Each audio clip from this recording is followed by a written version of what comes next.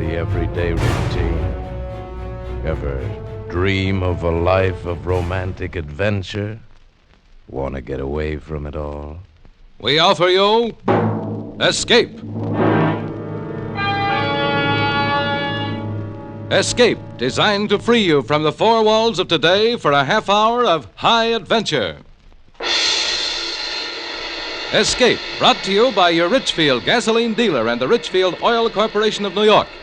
Marketers of Richfield gasolines with xylene, Rich Lube all-weather motor oil, and other famous petroleum products. Look for the Richfield Eagle on the cream and blue pumps.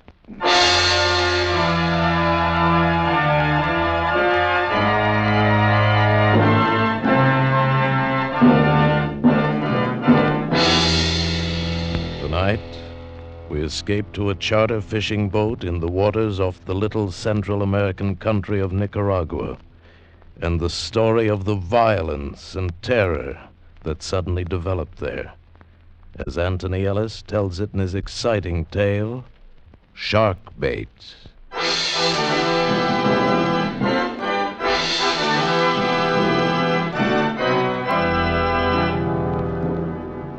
I just come out of the hole they call El Splendido. Passes for a hotel in Puerto Morazan. They call it El Splendido, I guess, because of the bigger and better cockroaches. Funny thing is, there are always a few Americans there. They come down to Nicaragua for the fishing. Two of them, a man named Williams and his daughter, had chartered my boat for the next morning. It was getting dark when I walked down to where the boat was tied up, and as I came to the shack that palmed itself off as a cocktail bar, I knew it was time for a drink. The joint was called Joe's. Nobody knew why, since it belonged to a fat, happy Portuguese named Miguel Pereira, who in his spare time dabbled in everything from cut-rate murder to dope. He was a good man not to trust. Went to a table, and he stopped plunking his guitar long enough to bring me a warm beer. Buenos tardes, Capitan Hook. Hi, Mike. It was hot today, eh? Yeah. You are the first person for cocktails all day today. Now, that's tough. But when it gets dark, the Americanos will come in. Then I make up my loss. I'll bet you do. I have heard some interesting talk today. No, is that so? I would not breathe it to a soul but you. Go on. Across the border, they are ready. Oh, the rebels again? So they say. Oh, those Hondurans. I have heard something else. Huh? They are bringing guns in for the attempt. No kidding. See. They pick them up from a Honduras fishing trawler off the coast tomorrow night. Then take them to Point Maria here in Nicaragua. Well, that's the point, a couple of miles below Puerto Morazan, is it? See, from there they carry the guns across the border to Honduras. Well, that's pretty slick. These things I have heard, amigo. You're a true conspirator, Miguelito. There is something more, and believe me, dear friend, I would tell it to no one but you. The guns arrive at Point Maria at 30 minutes past 10 tomorrow night. Well, that's valuable information, Mike. You'd better not tell anybody else. You know, you might get yourself into trouble. Oh, but of course I would not. You I tell because I can trust you as you can trust me, Capitan Hook? Yeah. Come, I bring you another beer, And Joe's Cocktail Bar, free.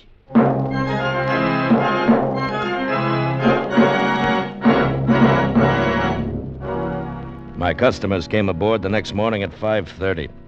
Mr. Williams, short and fat, with a prissy little mouth that smiled and sparkling eyes. His daughter looked all right. There were two other men with them. I didn't like that, though. Strangers in Central America, particularly these days, can mean trouble, and that was something I didn't want. My deckhand, Sam, was standing by to cast off. Hey, Captain Hook. I should like you to meet Mr. Baxter and Mr. Gordon. How do you do? Gentlemen, They're staying at the El Splendido. Missed you last night when we made the charter. They're coming with us. now wait a minute, Mr. Williams. Wonderful day. It should be great for fishing. Look, Mr. Williams, my charter calls for only two, you and your daughter. Well, my dear fellow, Mr. Baxter and Mr. Gordon are my guests. You'll be paid accordingly. Now, that's settled. Shall we shove off? Okay. All right, Sam, cast off. See you, Jocko.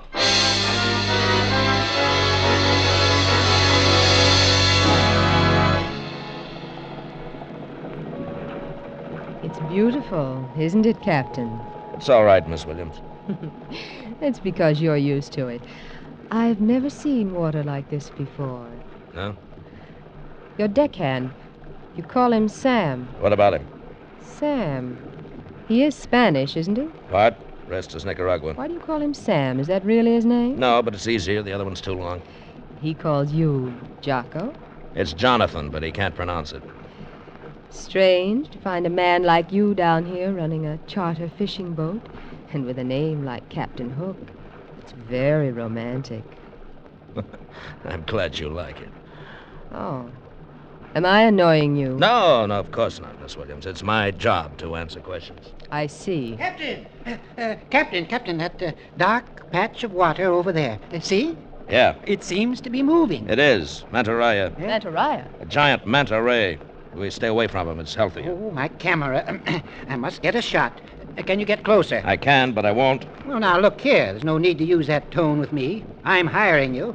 I want to get a picture of the beast. I'm sorry. I'm chartered for fishing. This is a 46-footer. Now- Your beast is about 35 feet across, and he's bad-tempered, too. Nothing doing. Huh. Oh, very well. Jocko! What? Albacore! Where? Off the port bow! I see him. Forget your manta ray, Mr. Williams. Look, albacore. Eh? Tell your friends to get ready. Better let me try for the first one. If we lose him, the rest will get away. Watch those outriggers, Sam. Mr. Williams, break out your gear. This is it.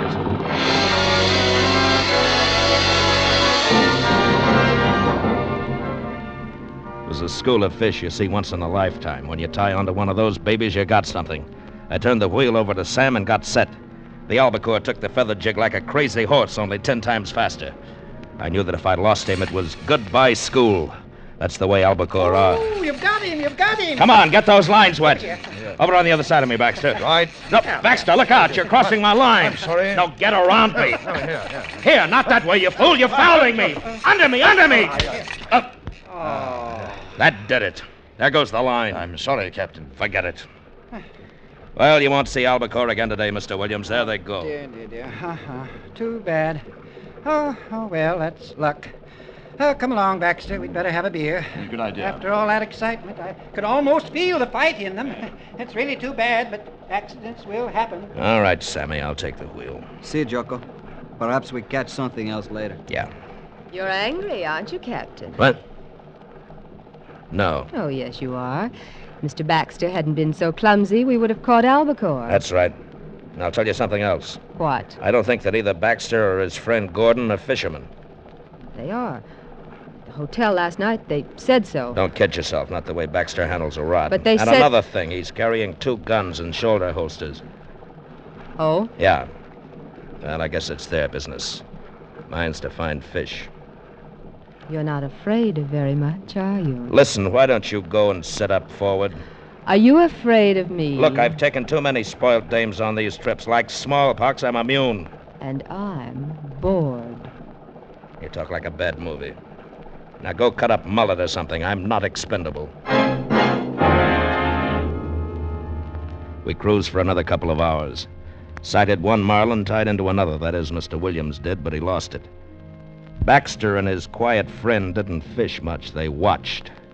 I didn't like that any better. We landed a few barracuda. Big, nasty devils that could rip the meat off your arm in a second. And it was hot. Sun bounced back from the glassy water and made you wish you were somewhere else. And then it was afternoon. Those 2 guys just sat. They were making me nervous. Williams drank beer and perspired while his daughter kept casing me. I figured she was getting ready for another try when we saw the boat. It was a fisherman flying the Honduran flag. Oh, not very good sport today, eh, Captain? It may get better. It's too bad I missed that marlin. There'll be another. I hope so. First the albacore and then marlin. Hey, on your right. Huh? What sort of craft is that? That's commercial fishermen. Oh, quite large, isn't she? They take a lot of fish. Of course. Oh, I'd like to get a picture, if I may. I thought you wanted fish. I do? Right, then I'm headed down the coast. Well, would it take long to get close enough for a picture? No, it wouldn't be worth it. Huh?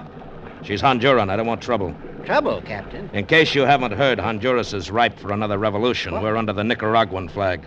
I'm not taking any chances. I don't It understand. depends whose side the fishermen are on. If they're Honduras government, it's all right. If they're not, they might like to have my boat. What? It's happened before. Incredible. Yeah. Revolution. Well, Captain, that ship, she seems to be signaling. No, what about it? Mr. Gordon knows a little about signal pennants. Does he? Like he knows how to fish? I think it's a distress signal. Yes, you ought to find out. distress. Is that so, Captain Hook? Could be.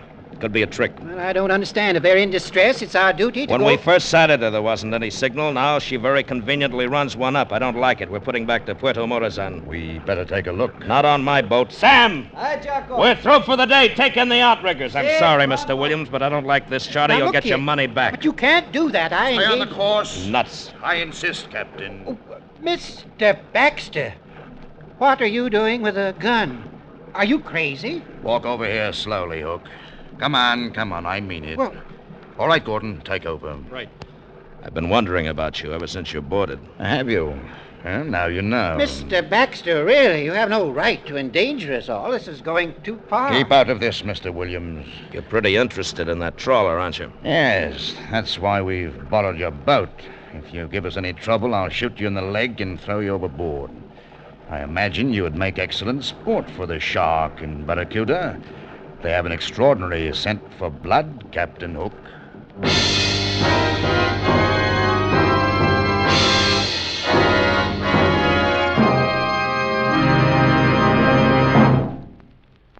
Did you know that today's motor car is the most powerful ever built? But it needs gasoline to match. It needs gasoline containing xylene.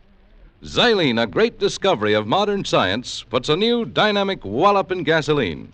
That's because xylene is one of the highest anti-knock gasoline components ever discovered.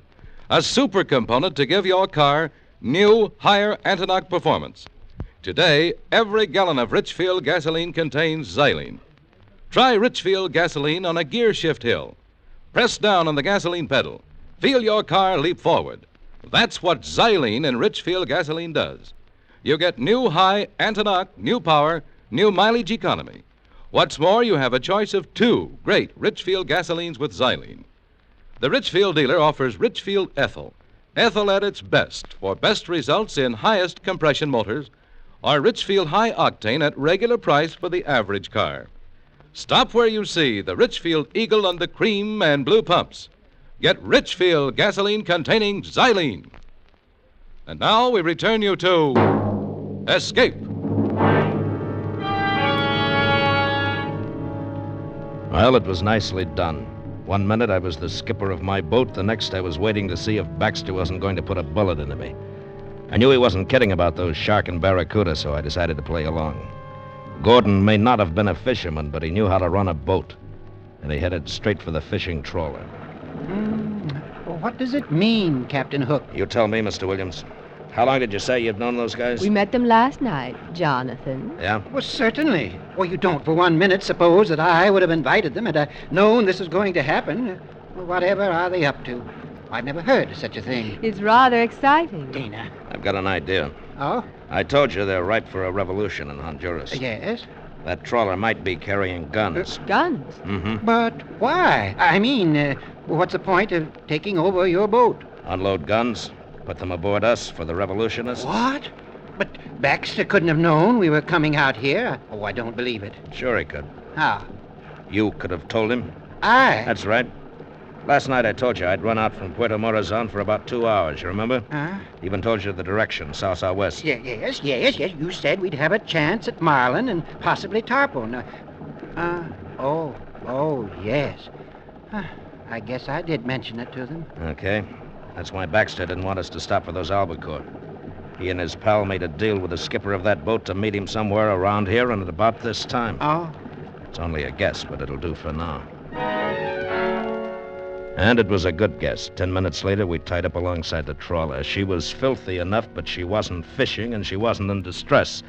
The crew was right out of a Sabatini novel. They didn't have cutlasses, but they had plenty of guns, and not the government kind either. The skipper had a few words with Baxter while Gordon covered us. Then a package changed hands, and they began to put the boxes on our deck. A couple of the deck hands stowed them below and in the cabin. We had quite an arsenal aboard when we pushed off. Well, Captain Hook, you wanted to put back into Puerto Morazan, so we shall. Are you kidding? Not at all. If those are guns, how do you think you're going to get them into Nicaragua? Nobody said anything about guns. I shouldn't worry about the contents of the boxes.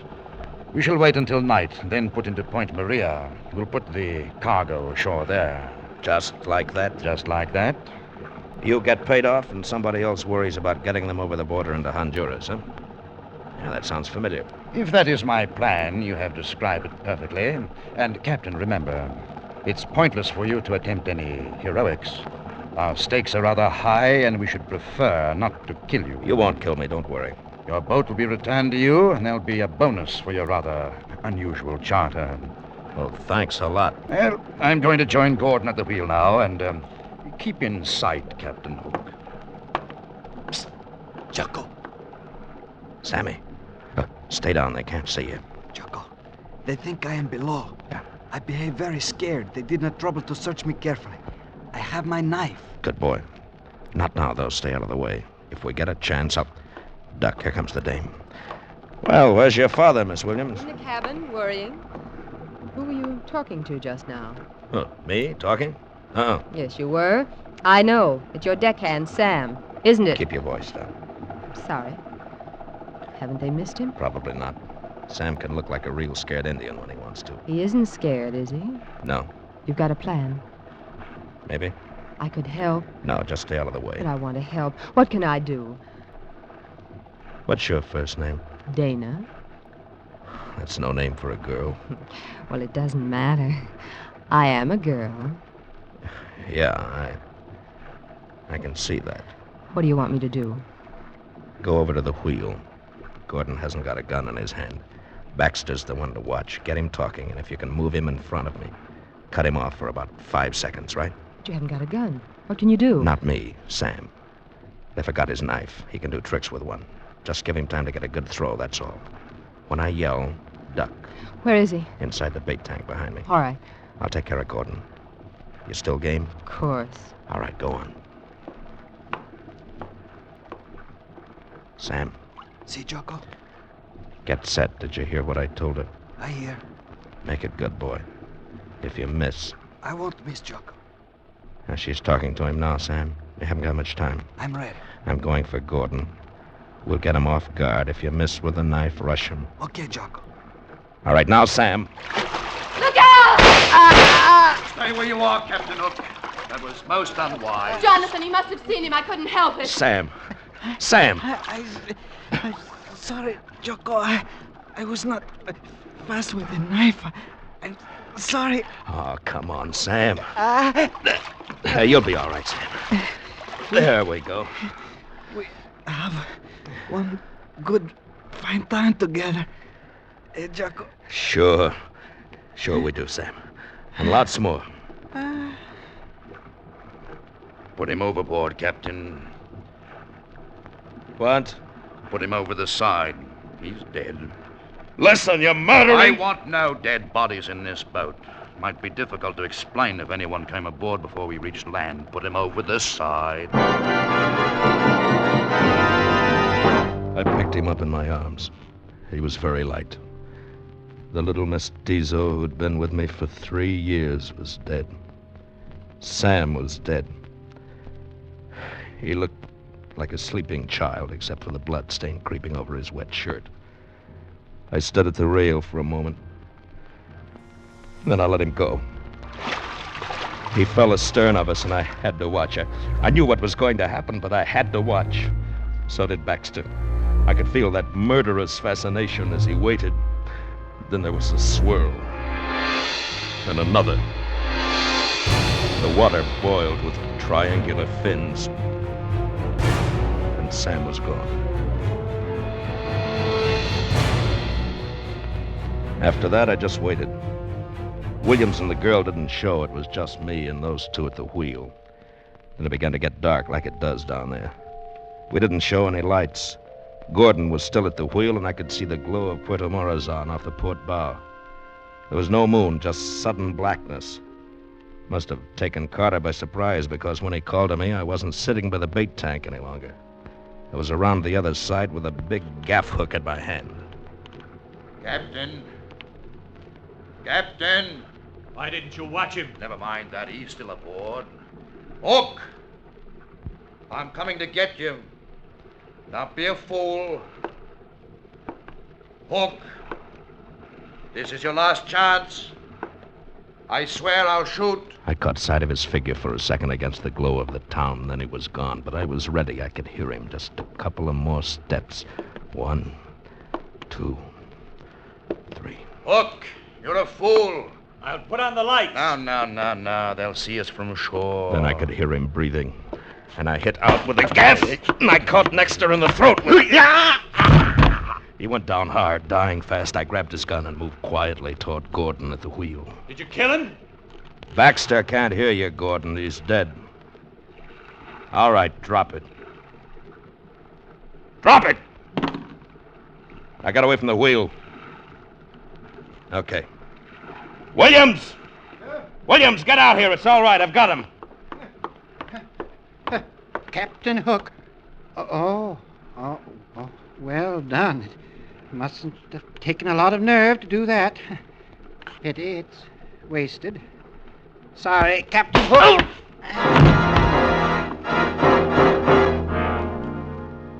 It was dark again when I came around. I could hear voices up forward. I'd been a sucker, and I knew that the 4 of them had been in it together. I tell you, I can't take it any closer. Baxter knew these waters. I don't. We could hit anything, rocks, shoals. We wouldn't have a chance. The sharks. If you hadn't been so careless, this never would have happened. Well, what's the use of talking? We've got to do something. Look, What? Isn't that a point over there, on your left? Yes. Yes, that might be Point Maria. Now I understood why Sam had died. The girl must have told Baxter what was going on, then faked the routine we'd worked out. That's why she got so cozy with me, just to make sure she'd know what I was up to. And it was quite a setup. It's a lot of dough and running guns, and it takes all kinds to do it. And I decided it was about time to let them know I was awake. Well, Captain. Yeah. You feeling better? Yeah. I didn't mean to hit you quite so hard. No, I'm sure you didn't. You caused us quite a little inconvenience, you Yeah? know. I'll bet Sam's sorry for you, too. That's a nice kid, your daughter. She pulled wings off of flies when she was younger. Not my daughter, Captain. Dana's, well, shall we say, a partner in the enterprise. Oh? And we have a proposition to put to you. Oh? Frankly, we need your help. Mr. Gordon is unable to discern the landmark we have chosen. Baxter might have found it, but, well, Captain, we needn't go into that. I offer you $1,000 if you will take us in to Point Maria, where we should be able to see the signal. Sorry. 2,000. Find it yourself. Shoot him. He'll only give us more trouble. Yeah, do that. Then explain how Sam and I disappeared when you get back to Puerto Morazan.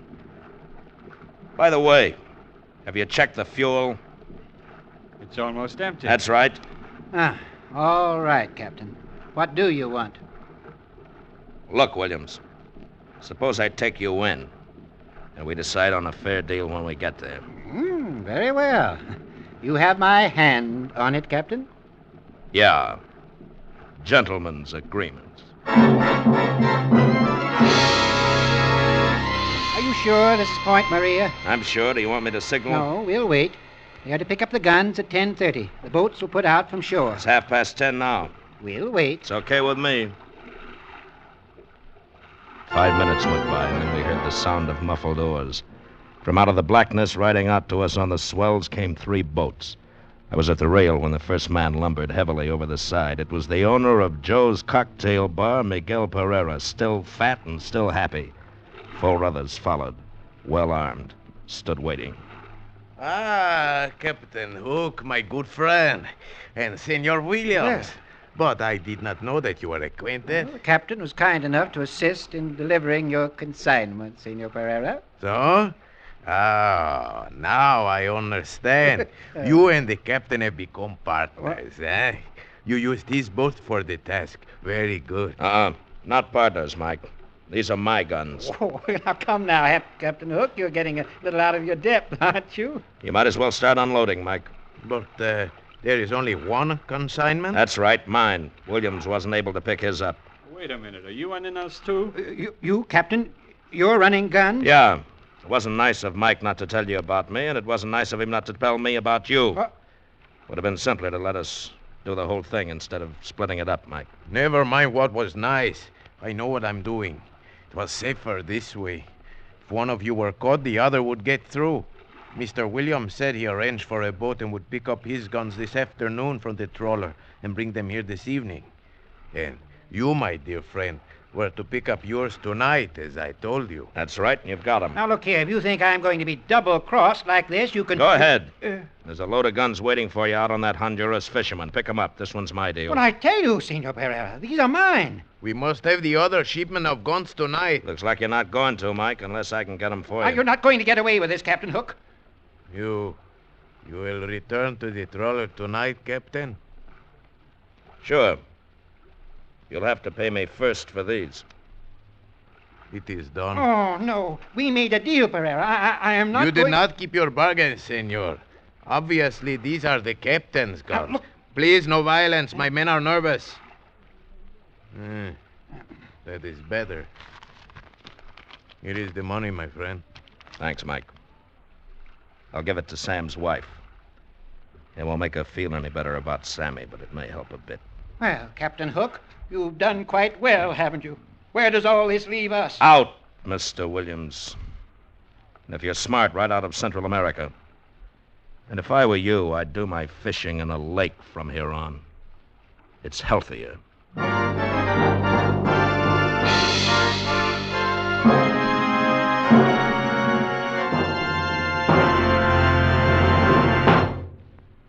Did you know that just the motor of a modern car has as many moving parts as a whole car did only a few years ago? That means your motor oil has a bigger than ever job to do. That's why it's more important than ever to use Rich Lube all-weather motor oil. Rich Lube is refined 100% from the costliest Pennsylvania crude. It protects moving engine parts with a tough elastic oil film that stands up under the hardest driving conditions. Rich Lube keeps your motor cool by carrying excess heat away from vital engine parts. In addition, it cleans your motor of harmful deposits as you drive.